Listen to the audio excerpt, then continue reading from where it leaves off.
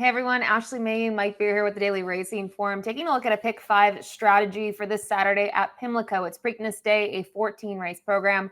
We're going to focus in on the late pick 5. Now we've done our homework, but if you need to get started, please visit shop.drf.com where you can get your Preakness needs met. We have past performances, betting strategies, as well as selections. So as a reminder, visit shop.drf.com to get those resources. Now, we mentioned we're looking at the late pick 5, so it's not the last 5 races. Starts in race 9, ends in the Preakness as race 13. Mike, and overall, what was your opinion of the sequence? Some pretty good races. I thought races though where you could kind of narrow in a little bit. The turf races to me were a little bit tougher than the dirt races, and just the fact that it culminates with the Preakness, which I don't know. Actually, I guess there are a couple different ways to look at it. I thought it ends in a race where the favorite journalism is just going to be really, really hard to beat. And I'm not sure how much I want to spread in that race. Alrighty, we'll kick it off though on the turf race number 9, a 5 furlong event. It's the turf sprint, $125,000 and a field of 9 expected in this event. And kind of looking at the morning line, I don't want to say it's spread out. Obviously, Coppola is 2-1, but there are a couple of other horses. No Nay Hudson, you have Determined Kingdom, and even the outside in here for Harp at 5-1. You mentioned the turf races being tough. How did you assess this, and kind of what led to your strategy? Not sure how that the race will be bet exactly along this morning line, but I guess we'll see how it all shakes out. To me, my first take of the race was there's a ton of speed in here.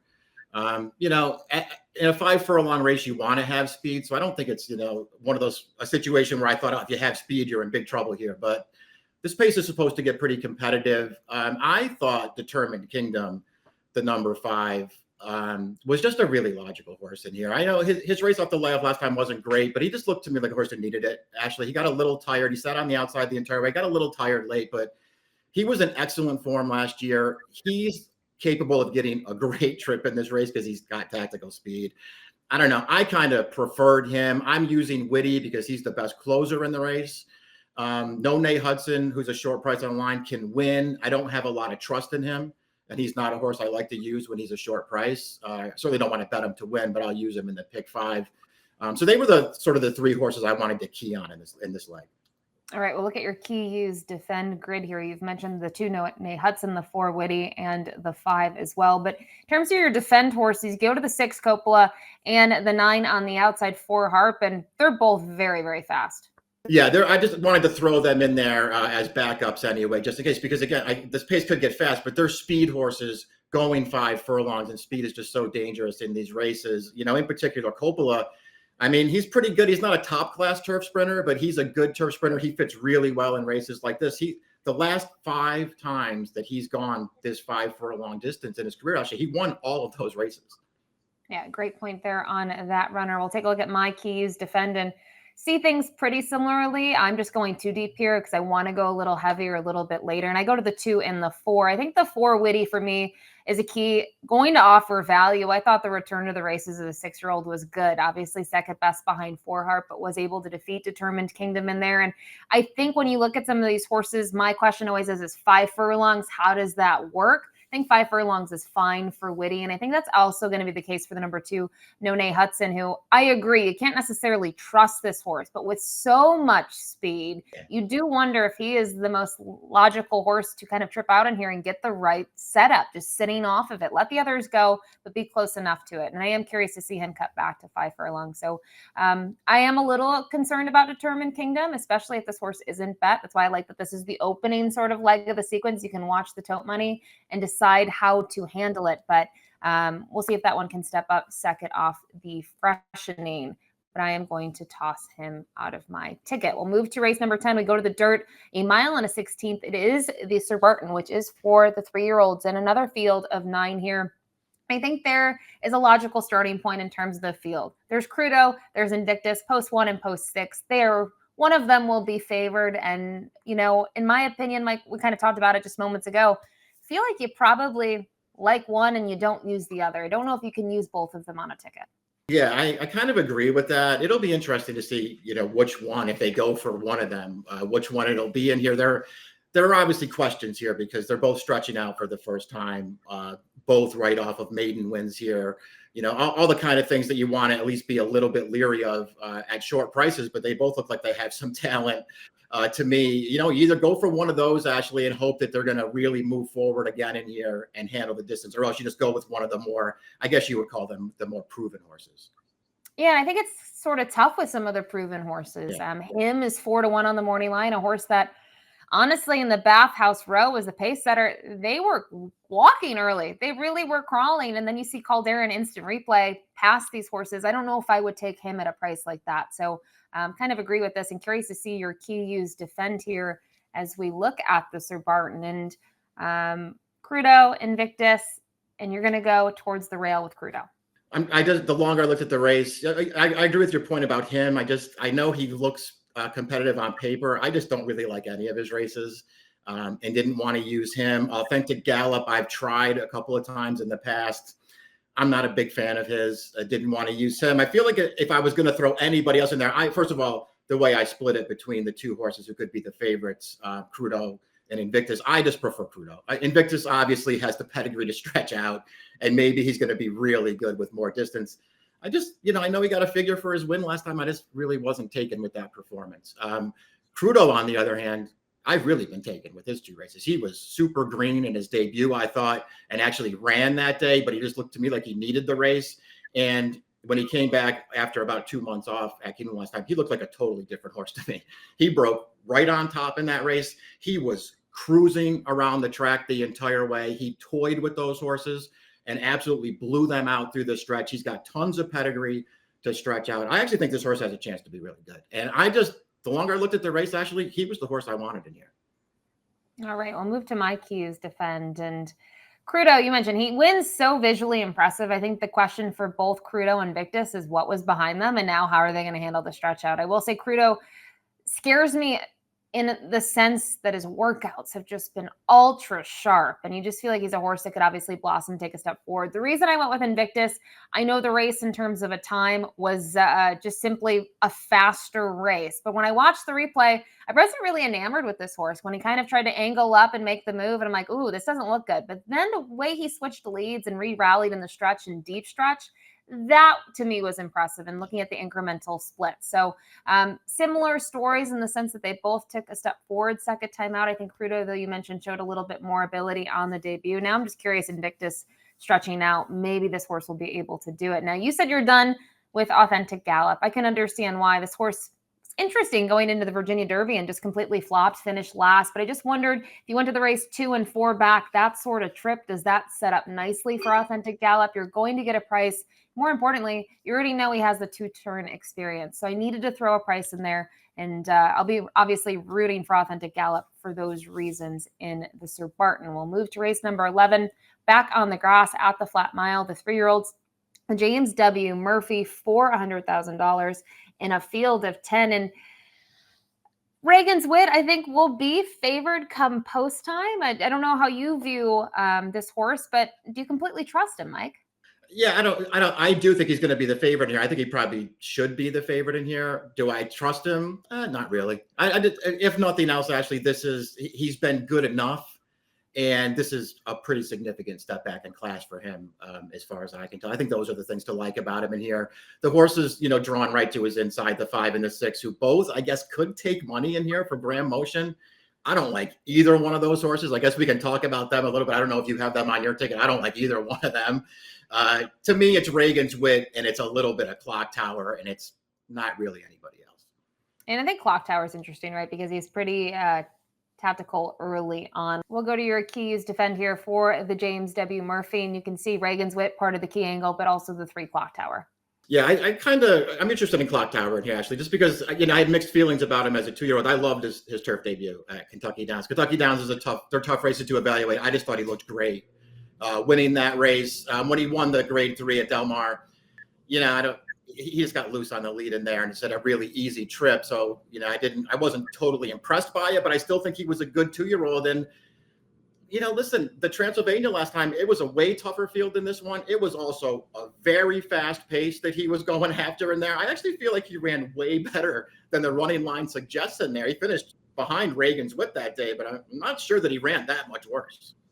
And your defend here is a little bit of an interesting horse, 20-1 on the morning line, Twain. This one for Madison Myers, who was able to win on debut. And no, the debut was a sprint, 5.5 furlongs, got the pace help. But this horse was really impressive in the fact that was rolling late, but actually gave up some ground. Yeah, I don't know how good this horse is. When I watched that race the first time, I felt, did he just run down a horse who was stopping on the lead in there? Because there was a little bit of that, but he also really did finish well, I thought, in that spot. And he's just got a pretty big pedigree here to stretch out. This is a really well-bred horse. I don't know if he can beat these horses, Ashley. And I'll just sort of use him as a distant kind of, backup kind of a horse. If everything else breaks right for me, and I do have a lot of short prices on my tickets, if this horse can get in there at a price, it could really, spice up this thing a little bit.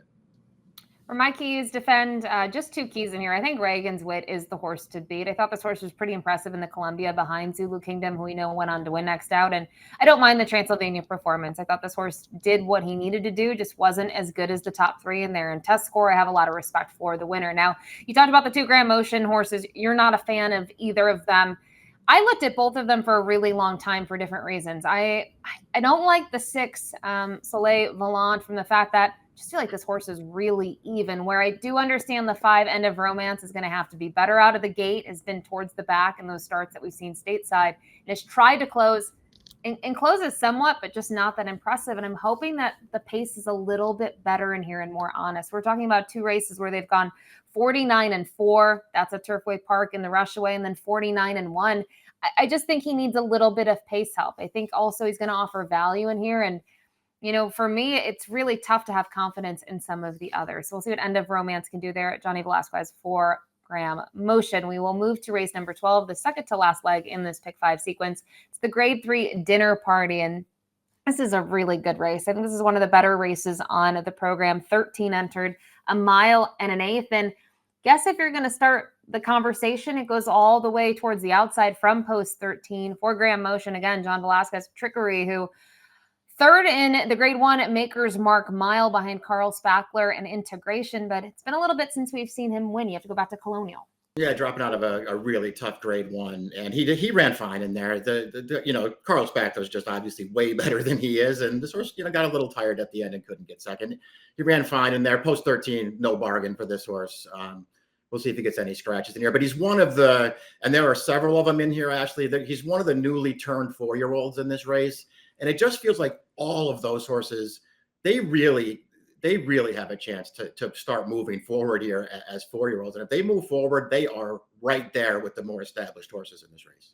Absolutely. And I think I struggled a little bit because we're thinking about this from a multi-race sequence, but I think there's some 4-year-olds here that I would love to use underneath in trifectas that are going to be big prices, could easily be 15, 20-1 in this spot. So we'll move to your key use defend here in the pick 5, and curious to see if Trickery falls in here and is one of your key horses, but you can see this is where at this point you have the most coverage on your ticket. Yeah, I wanted to spread here. I do think a lot of different horses can win in this race, and it's trips are just going to be so important in here. Who gets the right trip, it might ultimately decide who comes out on top. But I will just make one point about this pick 5 and the way that I had this laid out here. The number 6 in this race, Pimlico, he's probably more of a key for me.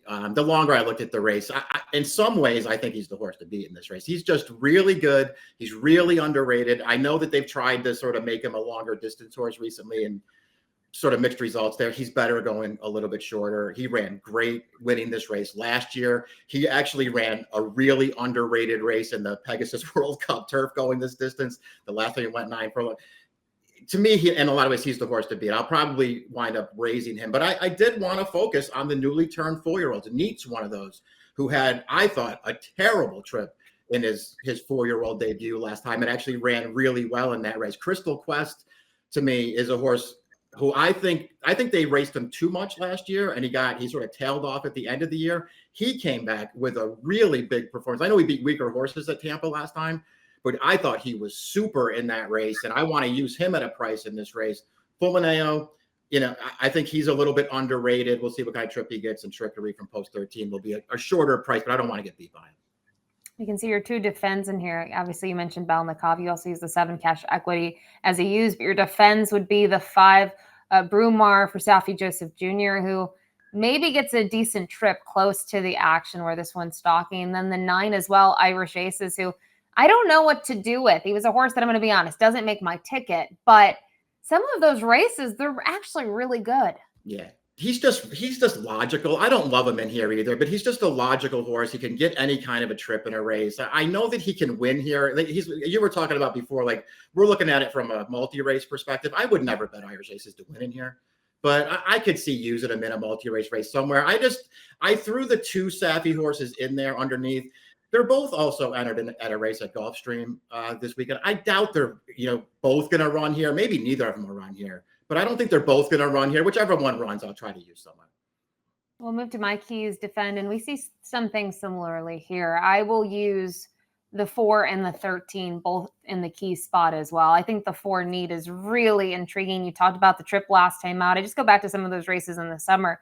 I think he's really talented. Excited to see him for the 3rd time now this year, and I think this is a perfect spot for him, especially even at this distance. Now, thought the 3 Signatory doesn't have a rider as of entry day is intriguing. This one for Shug McGahee, the last 2 turf races, this horse has been rolling. And I understand, especially in the race at a mile and the 16th at Tampa, got a ton of pace help, but still circled the entire field, was far back early, and then came back in the Henry Clark and got the win again. So curious to see the price. I would love this horse to be a little bit north of 8-1. Maybe we will get that. And then the use for me, use borderline, I would say defend. I'm on the bubble, is Fort Washington. This is a horse that I have chased a lot of the time. And I usually, when I'm chasing this one, we're getting second or thirds. And there are the times that he's able to win. He was able to win last time out in the Canadian Turf, beat Major Dude in that spot. And listen, I think this horse has talent. It's just that sometimes he just can't get the job done. And you get to be a little bit, I guess, reserved about him at this point. He's had a little bit of time off. So he'd be a use for me, especially at 5-1 on the morning line.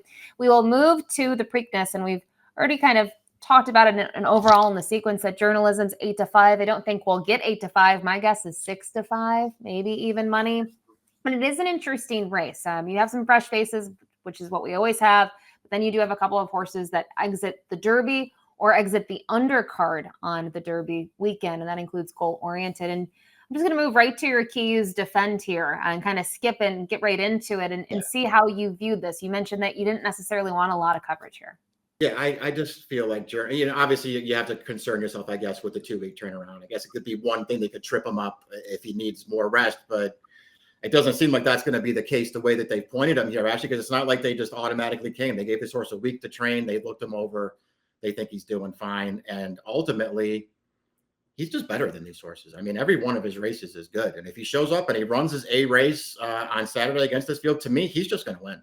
And I don't really want to, have a lot of money tied up in other horses. I do think Goal Oriented has a ton of talent. The buyer figure for his race on the Derby undercard didn't improve. So, kind of suggested he didn't improve stretching out.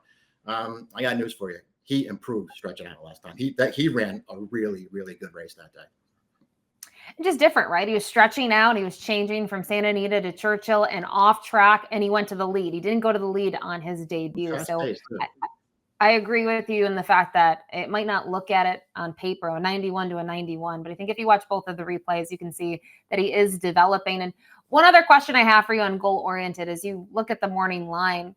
I don't see him being 5th choice in wagering like he is on the line. I don't either. I think it'll be the most interesting thing about how the wagering plays out here is between he and Clever, again, the 2 horses who are really moving up and seem like they have talent, which one of them takes more money. I guess it could be Clever again. I don't know. He's got a big figure for his last win, but I'll be surprised if Goal Oriented's the 5th choice in this race. I think he's going to get that. Yeah, I think he'll be 2nd or 3rd choice would be my guess. And it's going to be interesting to see. We know journalism will be favored, but always interesting to see how the Preakness is wagered on. We'll move to my keys, defend. Obviously going to use journalism. I do think he's the horse to beat. Now I am putting a 20-1 shot also as a key in here because by going a little bit skinnier early, it was kind of strategic. When I looked at the prices in here, for me to be a price, you're looking, towards the horses that are the 4 bigger prices, right? Bigger than 6-1. Gosger is a horse that I go back to and I look at the progression and I like what I have seen. Do I realize he still needs to take a huge step forward? Yes, I'm not kind of ignoring the fact that he would need to, but you look at the debut, 6 furlongs as a 2-year-old. Okay, goes to the shelf for 2 months. Liked the win at the mile at Gulfstream, but you have to remember it's 1 turn. Yeah. Keeneland, new track, stretches out to 2 turns in the Lexington. But Lexington was not a stellar field, right? There are some Derby points on the line as kind of like a last-ditch effort, but no one was going to the Derby out of the Lexington. But I liked his trip. I liked that he was close enough to the action. When he needed to kind of move up, he did in the stretch. And I just wonder in here with the outside draw, if something happens, right? If these horses that are off the short rest aren't able to fire right back, does he maybe get the setup in here? So gets Luis Saez for the first time. Just going to try to get him. I don't think he will be to 20-1 though, but I do think he will be a good price in here. And not going to harp on goal oriented too much. Same idea. I'm going to use him here. Curious to see how he will be bet, but obviously there's a lot to like based on what we've seen in his 2 starts. So that's our key use defend. We'll show